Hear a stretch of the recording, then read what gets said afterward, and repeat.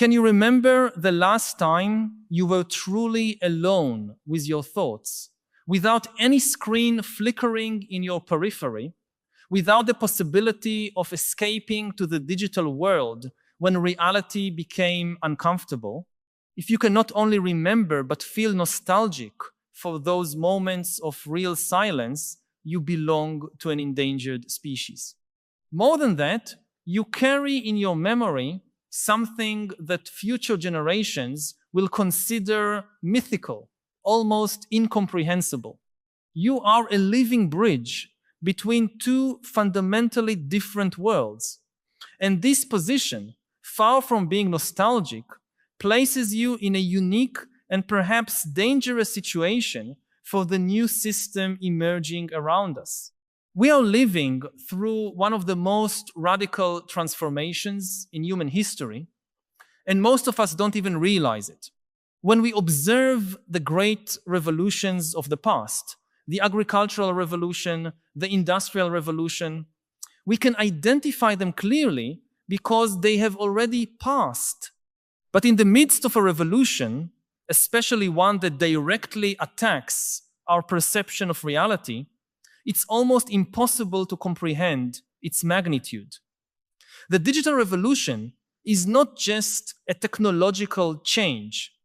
It's a complete reformulation of what it means to exist, think, and relate to the world. To understand what's happening, we need to go back just a few decades. Imagine a world where boredom was a common and accepted experience, where standing in line at the bank, waiting for the bus, or sitting in the doctor's office simply meant being present with your own thoughts. There was no escape. There was no instant dopamine. The human brain had evolved for hundreds of thousands of years to deal with these moments of quietude, to process experiences, to daydream, to simply be. This capacity to be with oneself, which our ancestors considered as natural as breathing, has today become a superpower that's almost impossible to develop. Those who lived in that world not only remember it, but carry in their bodies the memory of how it's possible to exist without digital mediation. You are like survivors of a species that developed the ability to breathe underwater, while the rest of humanity is learning to live permanently submerged. And here's the crucial point that needs to be understood. The new system doesn't just prefer that you don't exist, it's actively working to make your form of existence obsolete and eventually impossible. Screens are not just tools, they are portals to a new form of consciousness, an interface that is literally rewiring our brains. Each swipe, each notification, each moment of fragmented attention is sculpting new neural patterns. Neuroplasticity, that wonderful capacity of the brain to adapt and change, is being utilized to create a new species of human, one who can no longer exist without constant digital stimulation. Observe the children who were born already immersed in this world. They didn't choose screens. They were molded by them from before they developed language. For them, the idea of being alone with their own thoughts is not just uncomfortable, it's literally unthinkable. It's like trying to explain to a fish what it's like to breathe air. Their brains developed in a fundamentally different architecture where scattered attention and instant gratification are not addictions, but rather the natural state of functioning. You who remember the previous world possess something that no amount of money or technology can buy, the visceral experience that an alternative form of existence exists. At the deepest level, that it's possible to be present, that it's possible to have thoughts, that develop slowly, that it's possible to feel complete without constant external validation. You are living proof that the current state of things is not inevitable, natural, or permanent. But here's where the situation becomes complex and potentially dangerous. The new system needs everyone to believe that there is no alternative, that digital life is not a choice, but rather the only possible way to exist in the modern world. You, simply by existing and remembering, are a threat to this narrative. You are evidence that another world is possible, and this is profoundly subversive. See how the system deals with this threat. First, through subtle marginalization. Those who resist hyperconnectivity are labeled as Luddites, nostalgics, people who can't adapt to progress. The dominant narrative is that resistance to technology is a form of immaturity, an inability to accept reality. Second, through the creation of dependencies that make participation in the digital world not just desirable, but apparently necessary to function in society. Try today to get a job, maintain relationships, access basic services, or even navigate cities without a smartphone. The system has been structured so that participation in digital life is not optional. But here is what few realize. This was not a natural evolution, it was a deliberate construction. The dependency was designed, it didn't arise organically. When we observe this transformation through the lens of history, we perceive familiar patterns. All great technological changes created generational divides, but never before has a divide been as fundamental as this one. The difference between those who grew up before and after the digital revolution is not just about familiarity with tools, it's about completely different cognitive structures. Stop for a moment to feel this reality. You might be in a room full of people and be the only one who remembers how it's possible to simply be present without doing anything, without consuming content, without seeking stimulation. You carry in your mind the memory of a type of peace that is becoming extinct. It's like being the last speaker of a dying language, except that this language is an entire form of consciousness. I need to pause here to ask you something directly. When was the last time you felt that particular quality of internal silence, that sensation of being completely present without any urgency to do, consume, or produce something? If you can not only remember but miss that state, you know exactly what I'm talking about. And if you feel that this capacity is becoming more difficult to access, even having the memory of it, you're experiencing in real time the transformation we're discussing. Share in the comments, I miss being present when. Your experience might be what someone needs to read today to understand they're not alone in this feeling of loss. The question we need to ask is not whether this transformation is good or bad, but rather, what kind of humanity are we creating and what capacities are we losing in the process? You who remember the previous world possess empirical data about alternative forms of mental processing, of relationship with time, of experience, of reality. You are literally a living library of human possibilities that are being erased. But the situation is even more nuanced than it appears. The new system is not simply oppressive or controlling in an obvious way. It offers real benefits genuine pleasures, impressive efficiencies. Hyperconnectivity allows forms of creativity, collaboration, and access to information that would be unthinkable in the previous world. The problem is not that technology is intrinsically evil, but rather that it's creating a cognitive monoculture, eliminating the diversity of forms of consciousness. Imagine if all people in the world started speaking only one language. On one hand, communication would become more efficient. On the other, we would lose all the richness, all the diversity of ways of thinking that different languages offer. This is what's happening with our cognition. We are moving toward a single, standardized form of mental processing, optimized for interaction with digital systems.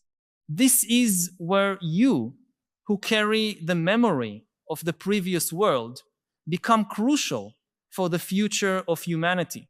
You are not just walking nostalgia. You are guardians of cognitive capacities that may be essential for our survival as a species. The capacity to be present, to maintain sustained attention, to tolerate boredom, to process complex emotions without immediate distraction. All these skills that you develop naturally may be exactly what humanity will need when digital systems fail or when we face problems that require types of thinking that artificial intelligence cannot replicate. See the irony of the situation. While we create increasingly intelligent systems artificially, we are simultaneously diminishing our own natural intelligence. We are outsourcing our memory, our attention, our emotional processing, and even our creativity to external systems. This is not necessarily problematic as long as we maintain the capacity to function when these systems are not available. But we are losing this backup capacity. You who remember the previous world are like atrophied muscles of humanity, evidence that we possessed certain capacities that are now being lost. And atrophied muscles can be exercised again, can be strengthened, can return to function. The question is, do we want to make this effort, or are we willing to let these capacities die completely? What makes this situation particularly complex is that we are dealing with changes that affect the very basis of decision-making. How can we choose consciously about something that is altering our capacity to choose consciously? It's like trying to think critically about a process that is constantly interrupting our critical thinking. Here enters the fundamental importance of those who still maintain access to alternative forms of cognition. You are like canaries in the coal mine, capable of detecting subtle changes that those totally immersed in the new system cannot perceive. You can see the transformation happening because you have a point of comparison. But with this capacity also comes responsibility. You cannot simply isolate yourselves or live nostalgically in the past. Humanity needs you as translators, as bridges, as guardians of possibilities that cannot be lost. This doesn't mean rejecting technology, but rather ensuring that it is integrated in a way that preserves essential cognitive diversity. The true revolution will not be technological, but rather conscious. It will be the deliberate decision to maintain and cultivate human capacities that are not optimized for digital systems. It will be the intentional creation of spaces, time, and practices that allow different forms of consciousness to flourish. Think about this. We are creating a world where the capacity to be present, to have patience, to tolerate uncertainty And to process complex emotions without immediate escape is becoming as rare as any other specialized skill. These capacities may soon need to be taught deliberately, like we learn foreign languages or musical instruments. And here's a surprising insight. The future may depend not on who best adapts to the new system, but on who can maintain capacities that the new system is eliminating.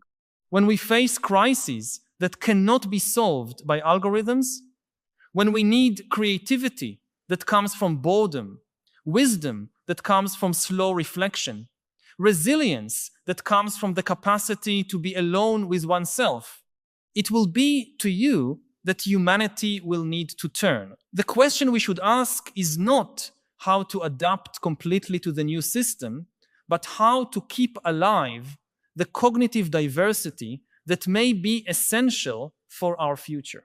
You who remember the previous world are not relics of the past. You are seeds of the future, carriers of possibilities that may be crucial when we least expect it. What we are witnessing is not just a technological change, it's a cognitive speciation. We are dividing into different types of humans with fundamentally different mental capacities, and as in any evolutionary process, diversity is essential for survival. A species that becomes excessively specialized for a specific environment becomes vulnerable when that environment changes. Imagine if all birds in the world adapted perfectly to live only in dense forests and completely lost the ability to fly in open spaces. When forests began to disappear, the entire species would be threatened. Something similar may be happening to us.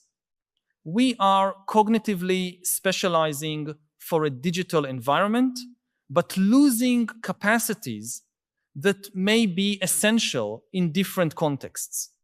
You who carry the memory of alternative forms of consciousness are like birds that still know how to fly in different types of sky. You keep alive the possibility of adaptation when the environment changes again.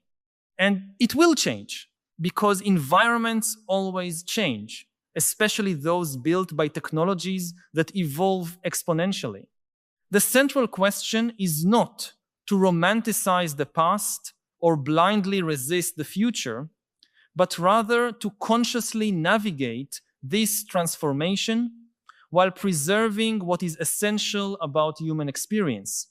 This requires a clear understanding of both what we are gaining and what we are losing, both the opportunities and the risks. When we look back in history, we see that the most resilient societies were those that managed to integrate new capacities without completely eliminating the old ones.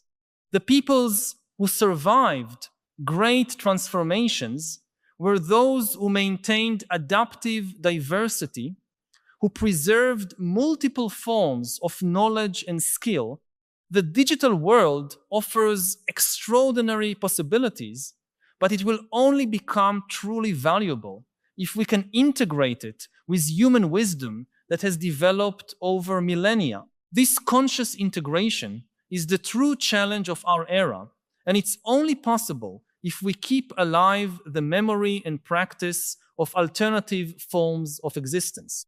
You who remember the world without screens are not obstacles to progress.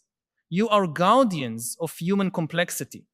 You keep alive the proof that other forms of consciousness are possible. In a world that is rapidly losing this diversity, you become precious, not as nostalgia, but as evolutionary necessity. The real question is not whether we will be able to adapt to the new system, but whether we will be able to maintain sufficiently diverse capacities to adapt to what comes after it. Because one thing is certain, this current system, however dominant it may seem now, is just another stage in the continuous transformation of human experience. And when the next great leap happens, humanity will need all the cognitive tools available to navigate the transition. The true revolution will be conscious. It will be the deliberate decision to maintain and cultivate human capacities that are not optimized for digital systems. It will be the intentional creation of spaces, time, and practices that allow different forms of consciousness to flourish. The question central to our survival is not how to become more efficient at interfacing with digital systems, but how to maintain the cognitive diversity that will allow us to remain adaptable when these systems inevitably evolve beyond recognition or fail completely.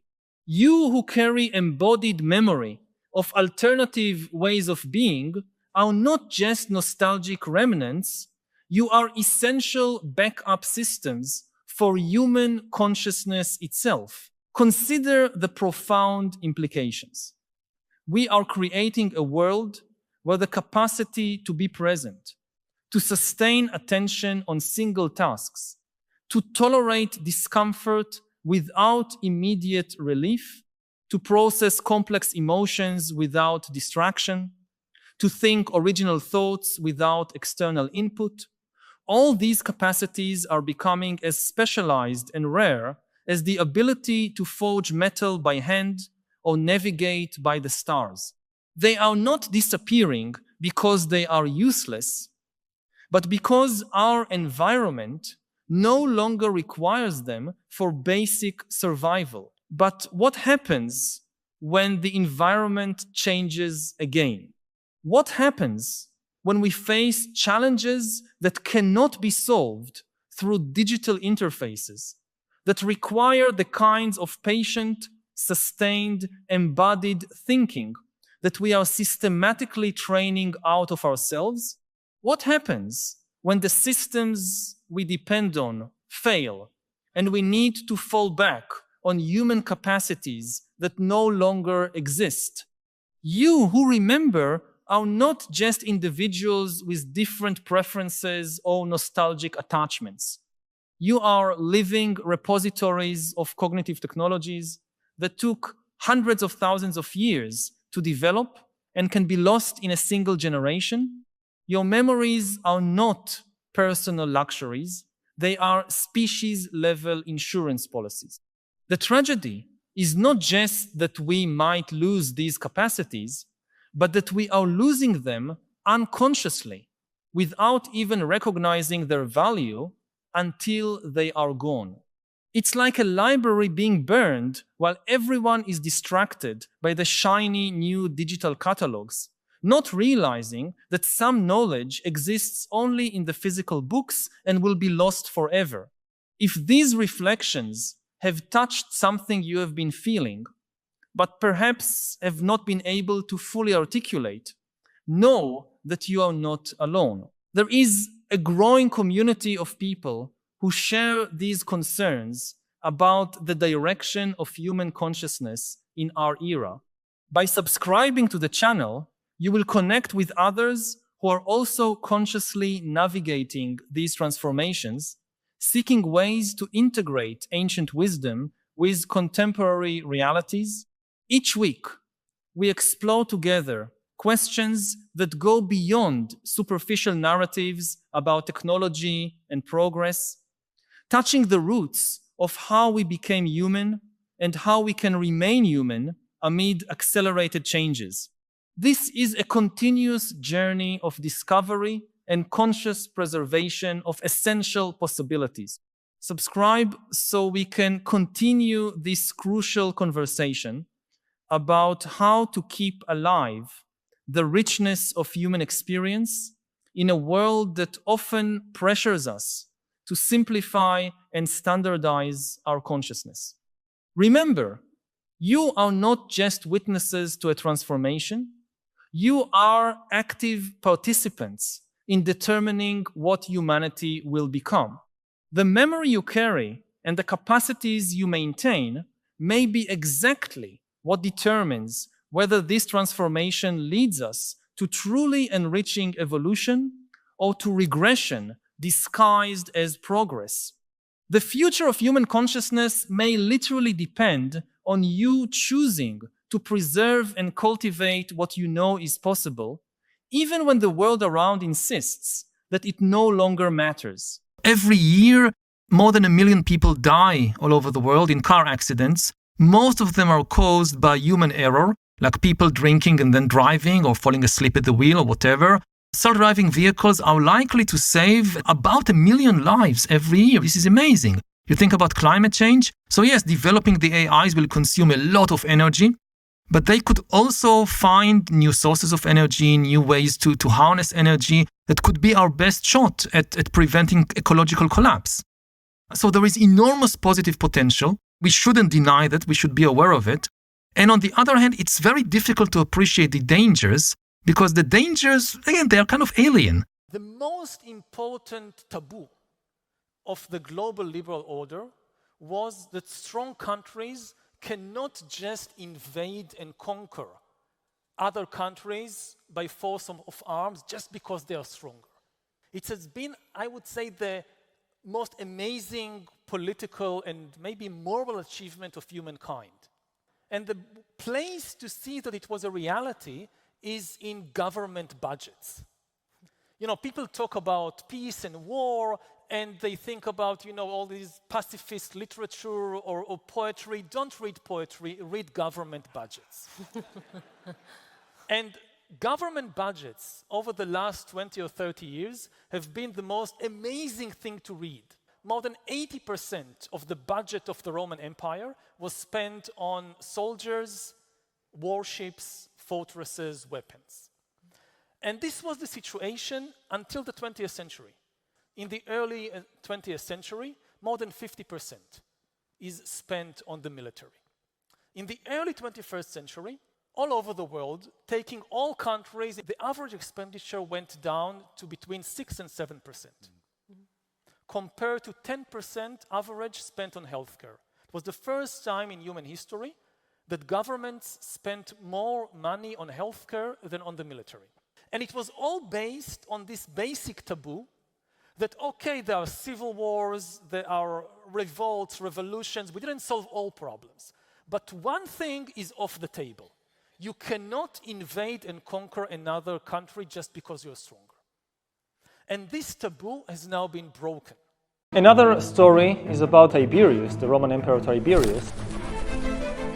He was afraid to be assassinated, like all emperors. Unfortunately for him, the commander of his bodyguard, Sejanus, was an extremely ambitious person also. Sejanus convinced Tiberius to move to live on the small island of Capri, telling Tiberius that there he will be safer, because it will be easier to protect him against assassins and spies and so forth. And Tiberius moved to live in Capri. But then Sejanus controlled all the information that reached the emperor. It was very easy for him. But nobody could get to Capri. No letter could reach the emperor unless it passed through the hands of the bodyguards. And Sejanus became the real ruler of the Roman Empire because he controlled all the information reaching Tiberius. And if somebody tried to make a move against him, he could always tell Tiberius that this person was conspiring against him or was a threat and should be eliminated. And to some extent, this is true of all of us. All of us can find ourselves isolated on an island, maybe a digital island, and whoever controls the information that reaches our ears and eyes control us.